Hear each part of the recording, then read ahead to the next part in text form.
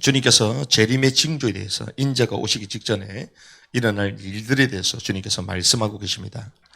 특별히 오늘은 이제 무화과 나무 비유와 인자의 다시 오심 이 말씀을 저와 여러분들이 나눌 것인데, 무화과 나무 그리고 포도원 비유는 이스라엘을 상징함을 우리는 잘 알고 있습니다. 누가복음 13장 6절에서 9절의 말씀 보면 그분께서 또 이 비유를 말씀하시되 어떤 사람이 자기 포도원에 무화과 나무 한 가루를 심게 하고 거기서 열매를 구하였으나 하나도 찾지 못하니라. 이에 그가 자기의 포도원 지기에게 이르되 보라, 내가 이 3년 동안 와서 이 무화과 나무에서 열매를 구하되 하나도 찾지 못했으니 그것을 베어버리라. 어찌 그것이 땅을 버리게 하겠느냐 하며 그가 대답하되 그에게 이르되 주인이여, 내가 그것의 주위를 파고 그것에 거름을 줄 때까지 금년에도 그것을 그대로 두소서. 만일 그것이 열매를 맺으면 좋으려니와 그렇지 않으면 그 뒤에 그것을 베어 버리소서 하였느니라 하시니라. 이것은 무화과 나무의 비유, 마름의 저주, 열매 없음에 대해서 저주하신 것이죠. 무화과 나무가 말랐고 그리고 열매 없음에 이 저주를 하셨다. 이 비유는 율법과 종교화되어 있는 유대 바리새인들을 향하여 주님께서 책망하시는 장면입니다. 그래서 우리는 무화과 나무, 포도원 비유, 이것이 이스라엘을 상징함을 잘 알고 있습니다. 그래서 오늘 본문에 이제 무화과 나무의 비유를 배우라고 말씀하셨어요. 32절을 보니까 이제 무화과 나무의 비유를 배우라. 그것의 가지가 아직 연하고 잎사귀를 내면 여름이 가까운 줄을 너희가 안다. 이게 무슨 말이냐면 무화과 나무의 열매는 여름에 이제 열매를 맺게 됩니다. 잎사귀를 내면 여름이 가까이 왔듯이 이 모든 일들을 볼 때에 인자의 재림이 다가왔음을 알라는 것이죠. 봄이 지나고 여름 잎사귀 열매가 맺히는 그 여름이 왔음을 우리가 알기 때문에 그 인자도 그렇게 올 것이다. 그분이 오심을 임박했다. 그것을 알라는 것입니다. 그래서 우리는 첫 번째 봐야 될 것은 이스라엘의 회복의 때를 말하는 거예요. 무화과 나무의 비유가 누굴 얘기한다고요? 이스라엘, 유대인. 그런데 그것이 뭘 맺는다? 열매를 맺는다. 그 말은 이스라엘의 회복의 때를 첫 번째 말하는 것입니다. 하나님이 선택한 민족이 이스라엘이죠. 구원과 하나님의 왕국을 위해서 주님이 먼저 선택하셨습니다. 아브라함을 부르시고 네 씨로 말미암아 천하 만민이 복을 받게 될 것이다. 그래서 갈대우르를 떠나게 하십니다. 그래서 가나안 땅을 약속하시죠. 그 가나안 땅은 메시아 왕국이에요. 그래서 주님께서 선택하신 그 유대 민족이 누굴 얘기합니까? 아브라함을 말한 것입니다. 아브라함 때부터 시작이 되는 거예요. 그래서 마태복음 1장 1절을 보니까 아브라함의 자손 그리고 다윗의 자손 누가 나옵니까? 예수 그리스도의 세계다. 예수 그리스도의 세대에 대한 책이 마태복음 1장에 나오죠. 그래서 주님은 유대 혈통을 통하여 오심을 친히 말씀하셨습니다. 그런데 이 유대인들이 AD 70년에 유대가 멸망을 당하게 됩니다. 그래서 전 세계의 디아스포라로 흩어지게 됩니다. 세계 2차 대전 때는 600만 학살을 당하게 되죠. 1900년 동안 나라를 잃어버리고 방황하게 됩니다. 나라가 없다라고 생각했습니다. 그런데 주님은 바울이 로마서 9장에서 11장에 말씀하신 것처럼 그 소망 그대로 이스라엘을 회복시키셨어요. 고토로 돌아가는 귀환 운동이 계속 있었고 1948년도에 그 땅이 이제 건국이 됩니다. 지금도 나라가 세워지고 난 이후에 이스라엘로 계속 돌아가게 됩니다. 하나님이 말씀하신 그대로 이스라엘 백성들을 다시 모으시는 것이죠.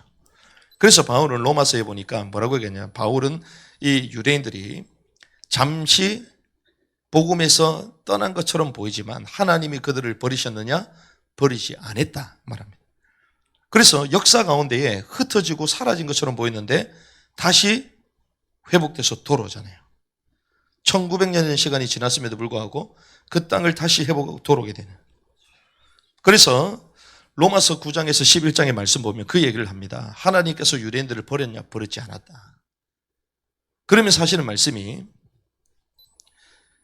이 복음이 유대인들에게서 이방인들에게 넘어갔는데 이 이방인들이 복음을 들음으로 말미암아 유대인들이 거절했던 예수, 유대인들이 거절했던 메시아 되신 그 예수를 이방인들이 믿음으로 말미암아 유대인들이 시기가 나게 해서 오히려 자기가 버렸던 민족을 그 예수를 뭐 다른 민족이 오히려 예수를 믿음으로 말미암아 번영케 되니까 유대인들이 식이 나게 되어서 결국 그들도 예수를 메시아로 고백하게 될 것이다. 그걸 바울이 얘기한 거예요. 그래서 마지막 때에 이방인의 충만한 수가 다 채워지고 난 이후에 마지막에 다시 누구에게? 이스라엘 유대인들이. 그래서 이방인들이 예수를 믿음으로 말미암아 복이 됐는데 특별히 이 유대인들이 넘어짐으로 말미암아 이 복음이 어디로 갔어요? 이방인들이 갔잖아요.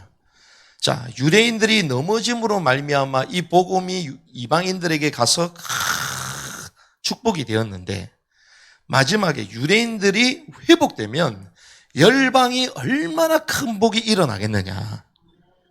근데 그 복이 무엇을 얘기합니까? 이 땅에 천년 왕국이 많은 거예요. 주님이 이 땅에 친히 세우실 그 왕국을 말하는 것입니다. 그래서 이스라엘의 회복의 때를 말한 거예요. 이스라엘의 회복 때. 그리고 이것이 반드시 이루어지는 시기가 두 번째입니다. 반드시 이루어지는 시기.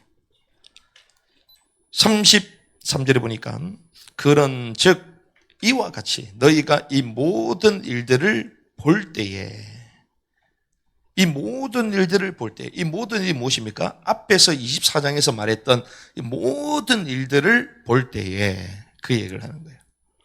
이 모든 일이 이루어지는 그때 우리 앞에는 뭘 봤습니까?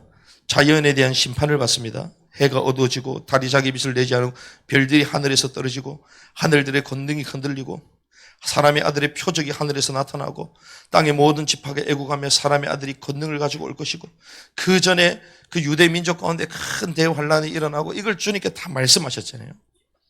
무엇을 얘기합니까? 자연에 대한 심판 그리고 열방에 대한 심판 이 모든 것들을 볼 때에 이 일이 일어나는데 이 일을 본다라는 것은 무엇이냐? 그 사건들 주님 말씀하신 것 하나하나가 어떻게 된다? 이루어진다는 거예요. 현실화된다는 것입니다. 그러면 그 현실화된다는 것은 무슨 말일까요? 역사적인 사실이다. 역사적으로 사실적으로 일어난다는 것입니다. 오늘 우리가 읽었던 이 본문이 사실대로 일어난다는 거예요. 그래서 주님이 이와 같이 너희가 이 모든 일들을 볼 때에 깨달을 때가 아닙니다. 볼 때에 실제로 본다는 거예요. 그래서 이것은 영적 사실이 아니라 실제를 말하는 거예요. 그 신학자들이 이걸 계속 영적으로 계속 해석하는데 성경은 영적으로 해석하기 이전에 문자 그대로 글 그대로 해석해야 됩니다. 있는 그대로 표면적으로 해석하는 거예요.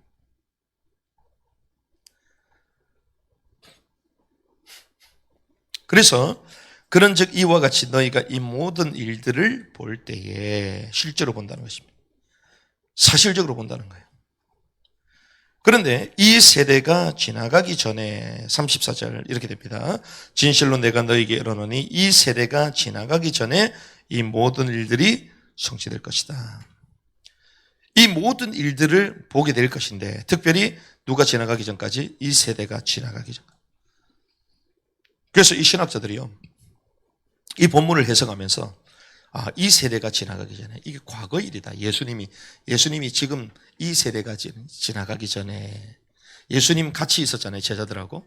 그래서 이 세대가 지나가기 전에 그럼 이 세대가 지나가면 언제를 말하는 거예요? 예수님 그 시대 플러스 길게 20년, 30년도가 그 한 세대잖아요. 그 세대가 지나가기 전에 이걸 다 본다? 그럼 주님이 이미 왔겠네요? 그럼 그때를 말하는 거예요? 아니죠.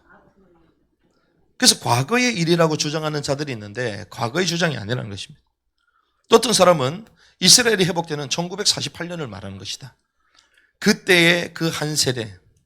그러면 1948년도에 한 세대 플러스 되면 몇 년입니까? 1980년도겠네요. 그럼 그때 주님이 오셨어요? 아닙니다. 이스라엘 건국을 주장하는 분들이 있는데 성경은 그렇게 맞지가 않습니다. 그러면 잘 보십시오. 지금 무엇을 얘기하고 있습니까? 이 마태복음 24장이 대환란 때를 말하잖아요. 그런데 이 모든 것들을 본다 안 본다? 본다. 근데 언제 본다? 대환란 때에 본다. 그럼 이 사건이 왔다 안 왔다? 안 왔다. 그럼 무슨 말입니까? 이것이 성취의 순간이 온다는 것인데 그 성취의 순간, 그것을 이제 거슬러 올라가면 그 한 세대를 말하는 거예요. 그럼 뭘 얘기하냐? 종말 시대를 사는 종말론적인 그 세대를 말하는 거예요. 이 세대가, 왜냐하면 주님 지금 설명하고 있는 대환란이 종말론적 세대를 말하는 거잖아요. 종말론적 그 마지막 때를 살아가는 일들에 대해서 말하잖아요. 그럼 그 당사자는 누굽니까? 종말론 시대에 살고 있는 그 사람들이에요. 그 세대를 말하는 거예요. 그래서 그 성취의 순간, 그 세대들이 지나가기 전에 이 모든 일들이 성취되리라 말합니다. 모든 일이 성취된 줄 믿습니다. 하늘과 땅은 없어지겠거나 내 말들은 없어지지 아니하리라. 35절에 얘기합니다. 그래서 마태복음 15장 17절에 18절도 이렇게 갑니다. 내가 율법이나 대언자들이 그를 폐하러 온 줄로 생각하지 말라. 나는 폐하러 오지 아니하고 성취하러 왔노라. 진실로 내가 너에게 이르노니 하늘과 땅이 없어지기 전에는 율법의 1.1획도 결코 없어지지 아니하고 마침내 다 뭐하리라? 성취되리라. 그래서 주님의 말씀이 그대로 성취된 줄 믿습니다. 마태복음 24장에 주님 오시기 직전 인자가 오시는 그 재림, 그때 표적이 무엇입니까? 그때 제자들이 예수님 말씀했을 때에 속이지 말도록 해라. 민족이 나라가 나라, 왕국이 서로를 대적하게 될 것이다. 하지만 이 왕국의 복음이 모든 민족의 중에 그때 끝이 올 것이다. 말씀하셨죠? 그러면서 이제 유대인들을 향한 큰 환란에서 말씀하셨습니다. 그래서 유대에 있는 사람들 어디로 도망가라? 산으로 도망가라. 산으로 도망갈지어다. 지붕에 있는 자들 자기 집에서 무엇을 취하든지 내려오지 말아라. 그날들 아이 뱃을 젖먹이는 자들에게 화가 있을 것이다. 그리고 안식일이 일어나지로 너희는 기도해라. 왜? 유대인들은 마지막 주님 오시기 직전까지 뭘 지켜요? 안식일. 그래서 대환란이 어디 땅에 터집니까? 유대 땅에. 그걸 다 말씀하시는 거예요. 그러면서 이제 지난주에 말씀 나눴습니다. 자연적인 심판, 해가 어두워지고 큰 나팔 소리로 주님 오시게 될 것이다. 그러면서 오늘 무화과 나무의 비유까지, 이스라엘 회복에 대한 부분들, 그리고 마지막 때 주님께서 이들을 회복시키는 가운데에 되어질 일들을 다 보게 될 것이다. 마지막 시대에 대한 일들을 다 말씀하신 것입니다. 그럼 오늘 이 본문을 통하여 우리는 주님께서 시대를 분별하라고 말씀하셨는데, 시대를 분별하기 위해서는 우리가 오늘 본문의 말씀처럼 이것이 영적인 것이 아니라 어떤 것이다? 실제적인 것이다. 그리고 역사적인 것이다. 그래서 우리는 무엇을 봐야 됩니까? 역사와 성경을 봐야 되는 거예요. 역사와 성경. 실체를 봐야 되는 것입니다. 역사와 성경을 봐야지 시대를 정확하게 분별할 수 있다. 그리고 이 하나님의 역사는 이렇게 완성이 되어질 것인데, 이 역사를 보면서 우리가 쓰임 받으려면 어떻게 해야 됩니까? 그게 이 하나님의 역사의 이 시간표에 포인트를 맞춰야 된다. 포인트가 딱 맞아져야 되는 거예요. 우리 리누젠들이 막 글을 쓰잖아요. 선생님들이 바인드를 보다가 나중에 다시 갖고 가. 왜 그런 줄 압니까? 글을 쓰는데 줄을 안 맞춰. 안 맞추면 다시 가져가야 돼. 맞춰야 될 거 아니에요. 그렇죠? 맞추시기 바랍니다. 이제는 저녁 암송 못하면 밥도 못 먹습니다. 영어 암송 못하면 밥도 못 먹어요. 터키 갔을 때 다 그랬거든. 나중에 보니까 전부 다 해. 그러니까 못하는 게 아닌 거죠. 맞춰야 되는 거야. 맞춰야 돼. 마찬가지입니다. 하나님의 역사에 쓰임 받으려면 그 역사가 어떻게 성취되는지 그 성경과 역사의 그 성취의 그 포인트에 딱 맞춰져 있어요. 그래서 시대를 분별하고 하나님의 역사와 그 성경을 제대로 보면서 분별하면서 인도받아야 될 점이 있습니다. 그리고 그 역사 속에 뭐 돼 있어야 되냐? 플러그인 돼 있어야 됩니다. 접속이 돼 있어요. 접속이 돼. 그렇죠. 하나님의 역사는 하나님의 역사고 나는 내 일대로 막 일을 행한다. 그럼 하나님의 역사에 쓰임 받겠습니까? 쓰임 받을 수 없겠죠. 접속돼 있어야 돼요. 우리가 막 찬양하고 예배하고 그 영으로 딱 정말 하나님과의 그 영적인 교감 가운데 딱 있어야지 우리의 모든 무거운 짐과 어둠과 잡다한 생각들이 떠나가게 될 줄 믿습니다.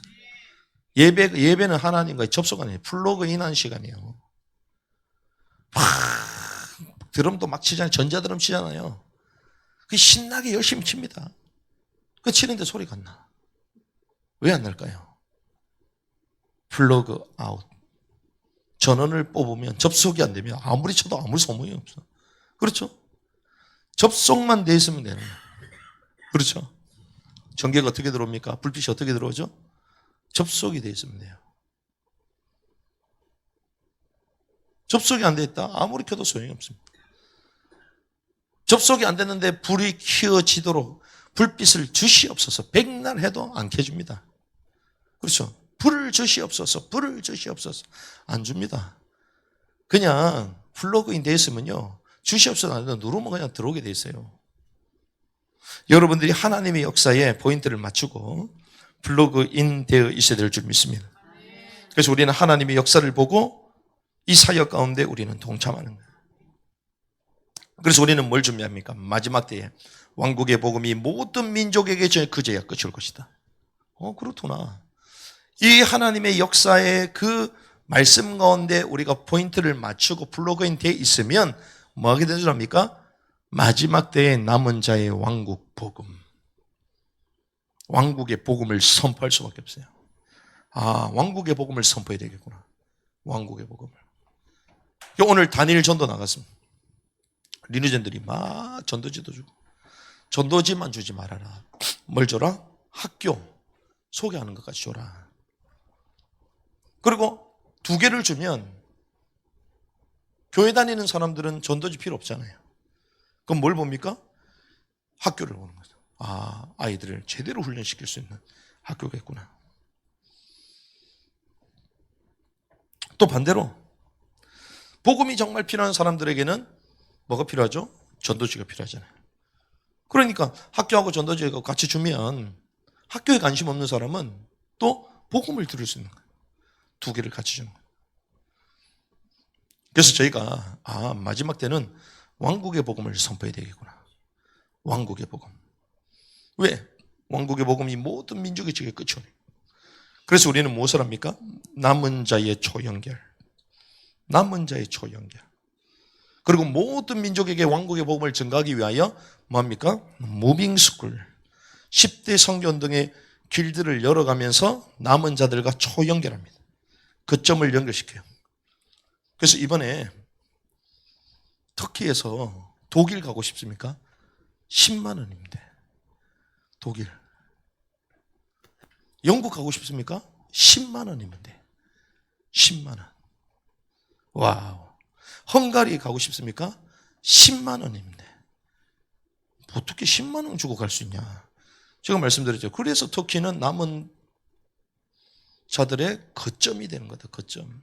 마지막 모든 민족에게 왕국의 복음을 증거해야 되는데 그 복음이 증거되지 않는 그 땅.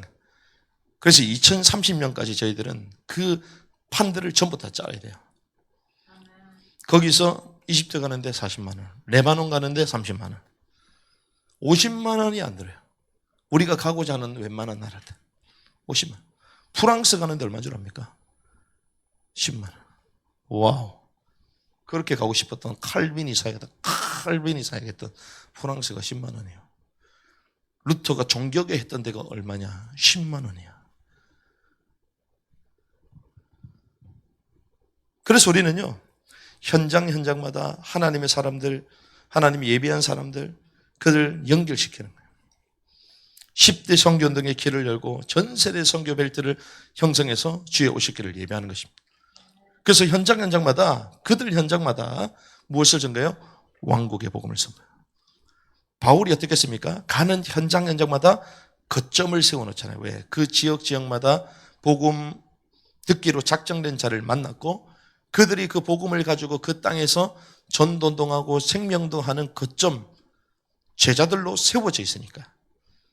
그래서 바울은 나중에 서신서를 통하여 그 연결되어 있는 그 남은 자들 초연결을 시켜 그들에게 말씀을 증거함으로 그 사역을 감당하게 합니다.